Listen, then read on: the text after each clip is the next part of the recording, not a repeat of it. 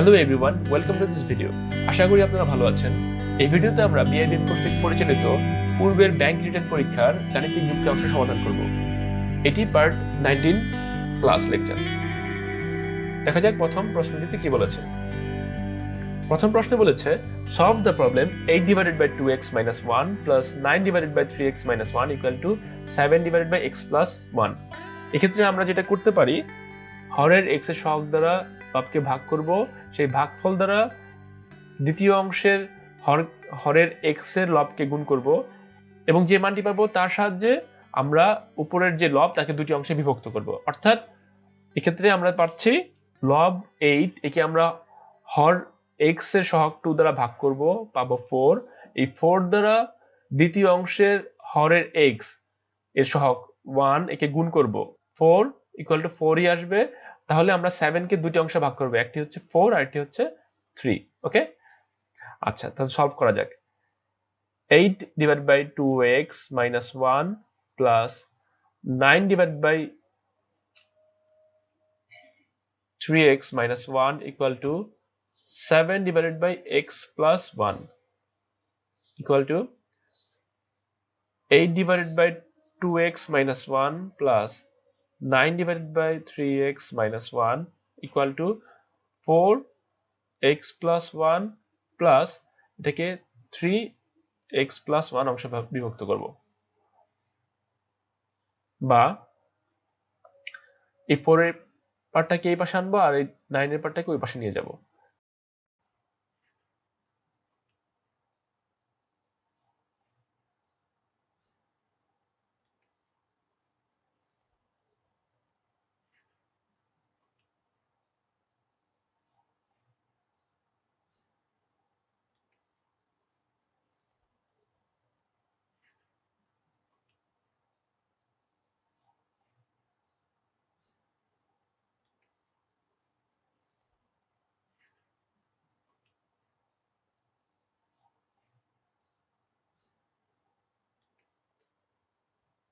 minus 5x equal to minus 2, সুতরাং x equal to 2 by 5, এটা answer.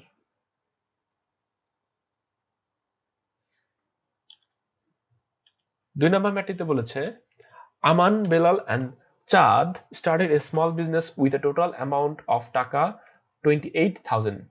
Okay, Aman paid টাকা 4,500 more than Belal and Belal paid 7,000 less than Chad. If the company made a profit of টাকা 5,600, how much profit should Belal receive? আচ্ছা, এখানে কি করা যেতে পারে? আমান বেলালের থেকে 4,500 টাকা বেশি দেয়, বেলাল চাঁদের থেকে 7,000 টাকা কম দেয়। তাহলে আমরা এখান থেকে একটা ইকুয়েশন পাবো এবং সেখান থেকে আমরা তাদের ইনভেস্টমেন্টের রেশিওটা বের করতে পারবো। লেট বেলাল পেইড x টাকা, সুতরাং আমান পেইড বেলালের থেকে 4,500 টাকা বেশি, প্লাস 4,500 টাকা, সুতরাং চাঁদ পেইড কোয়ালিটি কত হবে? বেলাল পেইড 7,000 টাকা লেস দেন চাঁদ, 7,000 টাকা বেশি দেয়, অর্থাৎ চাঁদ পেইড x প্লাস 7,000 টাকা। অ্যাকর্ডিং টু দ্য কোশ্চেন এই টোটাল টাকা হচ্ছে, সবগুলোর যোগফল হচ্ছে 28,000 টাকা। তাহলে x plus 4,500 plus x plus 70,000 equal to 28,000 টাকা।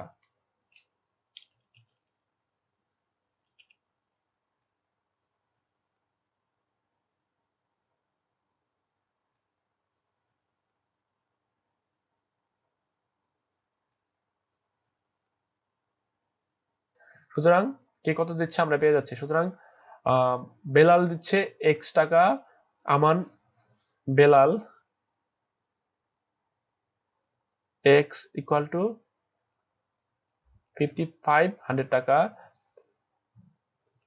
আমান ইকুয়াল টু x প্লাস 4,500 টাকা বেশি, তাহলে 5,500 প্লাস 4,500। 5 5 10 শূন্য হাতে থেকে 1 5 10,000 টাকা, এবং চাঁদ কত 7,000 টাকা বেশি দেয়, 7,000 ইকুয়াল টু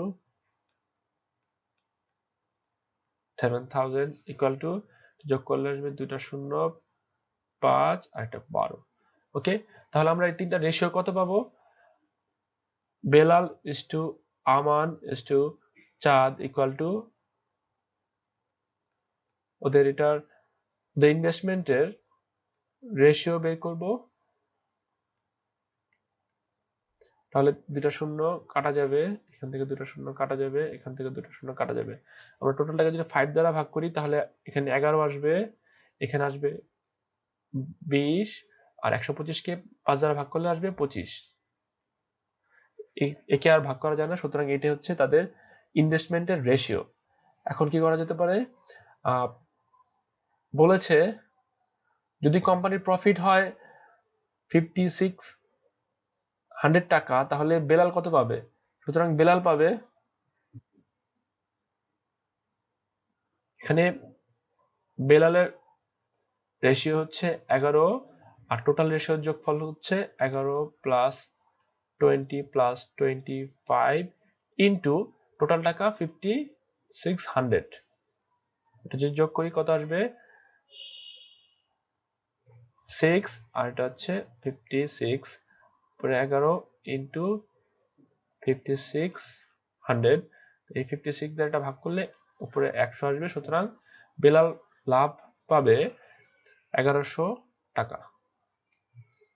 এটা হচ্ছে বেলালের প্রফিট, এটাই অ্যান্সার। 3 নম্বর প্রশ্নটিতে বলেছে A, B and C can do a piece of work in 16, 32 and 48 days respectively.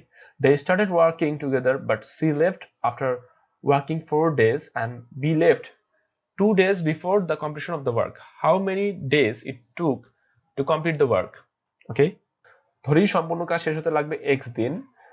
এক্ষেত্রে প্রথম অংশ থেকে আমরা কি পাচ্ছি যে A একদিনে করতে পারে 1/16 পার্ট, B একদিনে করতে পারে 1/32 পার্ট, আর C করতে পারে 1/48 পার্ট। ওকে, এখন বলেছে দ্বিতীয় অংশ বলেছে C 4 দিন কাজ করে, তাহলে একদিনে করতে পারে 1/48, 4 দিন কত, 4 দিয়ে গুণ করে দিলাম, ভালো কথা। B কাজ শেষ হওয়ার 2 দিন পূর্বে চলে যায়, টোটাল কাজ হয় x দিন, আর 2 দিন পূর্বে চলে গেলে x থেকে 2 বিয়োগ করে দিব ততদিন। আর C আর A সম্পূর্ণ দিনই কাজ করে, তাহলে x দিন। তাহলে এই সবগুলো কাজের যোগফল ইকুয়াল টু সম্পূর্ণ কাজ বা এক অংশ। ওকে, আচ্ছা, এখন এখান থেকে আমরা x এর ভ্যালুটা বের করতে পারলে আমাদের টোটাল দিনের পরিমাণ পেয়ে যাব।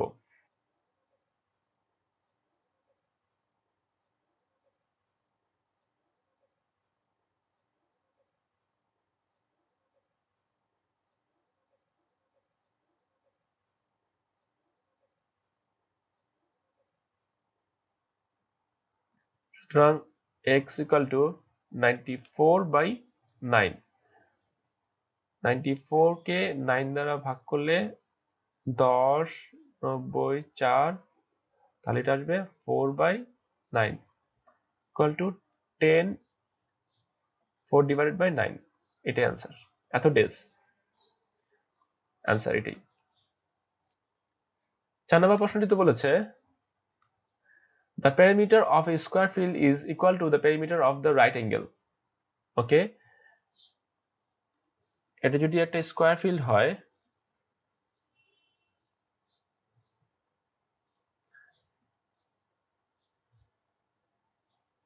বলেছে এটার পেরিমিটার রেক্টেঙ্গুলার পেরিমিটারের সমান।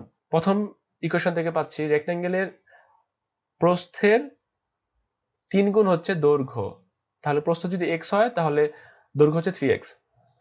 let the width of the rectangle x, সুতরাং the length of the rectangle 3x, ভালো কথা। according to the question দৈর্ঘ্য ইন্টু প্রস্থ ইকুয়াল টু ক্ষেত্রফল, তাহলে 3x into x equal to 768 square metre, বা 3x স্কোয়ার ইকুয়াল টু 678। সুতরাং x square equal two ভাগ করলে কত আসবে? যদি এটাকে ভাগ করে দেখি 768 ডিভাইডেড বাই 3, তাহলে কত আসবে? 2 6 1 6 5 15 1 8 6 256। সুতরাং x ইকুয়াল টু কত আসবে? 16। সুতরাং length of the rectangle field equal to 16 into 3, 48. Okay, সুতরাং the perimeter of the rectangle equal to 2 into দৈর্ঘ্য প্লাস প্রস্থ। দৈর্ঘ্য হচ্ছে 48, প্রস্থ হচ্ছে 16। তাহলে যোগ করলে কত আসবে? 2 into 6 আর 8 যোগ করলে হয় 14, 4 হাতে থাকে 1, 2 আর 4 যোগ করলে হয় 6, তাহলে এটা গুণ করলে 128। অ্যাকর্ডিং টু দ্য কোশ্চেন, প্রশ্নে বলেছে যে স্কোয়ারের পেরিমিটার অর্থাৎ 4a ইকুয়াল টু 128। সুতরাং স্কোয়ারের এক বাহু a equal to 128 by 4 equal to 32। সুতরাং area of square space equal to a square 32 square equal to কত আসবে? 32 কে 32 দ্বারা গুণ করে দিলে 4 6 6 9, 4 12 2 হাতে থাকে 1 10, 1024। ওকে, তাহলে বর্গক্ষেত্রের ক্ষেত্রফল হচ্ছে 1024। এখন প্রশ্ন বলেছে how many square sized tiles of 80 centimetre will be required to cover the square field. তাহলে টাইলসের দৈর্ঘ্য হচ্ছে একটি সাইডের দৈর্ঘ্য হচ্ছে 80 centimetre, will require to cover the field. Here one side of the tiles is 80 centimeter equal to 80 কে যদি আমরা 100 দ্বারা ভাগ করি তাহলে মিটার পেয়ে যাব। ওকে, আচ্ছা, অ্যাকর্ডিং টু দ্য কোশ্চেন আমরা কি বলতে পারি?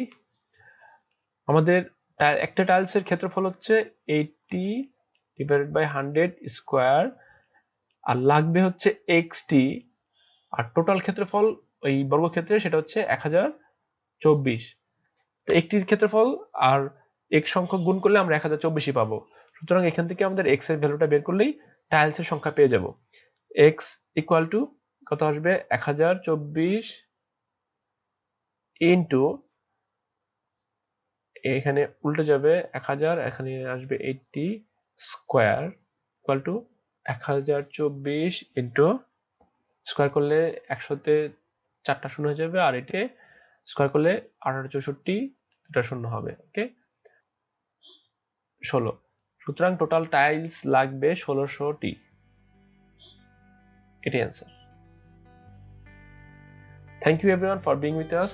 আশা করি আপনারা BIBM কর্তৃক পরিচালিত পূর্বের সবগুলো ব্যাংক রিটেন পরীক্ষার গাণিতিক যুক্তি অংশের ভিডিও এই চ্যানেলে পেয়ে যাবেন, এবং একই সাথে যারা ব্যাংক এবং BCS এর জন্য গাণিতিক যুক্তি অংশের প্রিপারেশন নিচ্ছেন তাদের একটি দৃঢ় প্রস্তুতি নিতে আশা করি এই চ্যানেলের চ্যাপ্টার বেসড ম্যাথগুলো খুবই সহায়ক ভূমিকা পালন করবে।